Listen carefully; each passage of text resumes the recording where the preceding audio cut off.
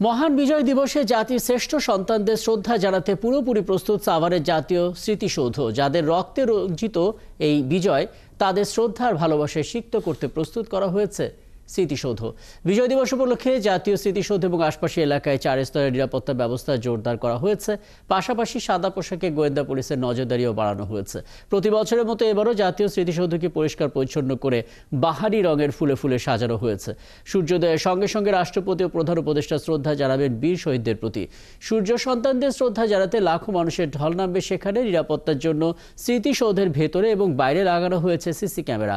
রাষ্ট্রপতি এবং প্রধান উপদেষ্টা যথাযোগ্য মর্যাদায় দিবসটি পালনের জন্য 3 বাহিনী মহড়ার প্রস্তুতিও শেষ করেছে। আমরা গণপূর্ত অধিদপ্তরের পক্ষ থেকে পুরো স্মৃতিসৌধ কমপ্লেক্সকে ধুয়ে মুছে পরিষ্কার পরিপাটি করা, ফুল দিয়ে সাজানো, রং তুলির কাজ, সিসি ক্যামেরা স্থাপন, আলোকসজ্জা, লেক সংস্কার সহ সকল কার্যক্রম সম্পন্ন করেছি। সাভার স্মৃতিসৌধ শ্রদ্ধা নিবেদনের জন্য পুরোপুরি প্রস্তুত রয়েছে। আইন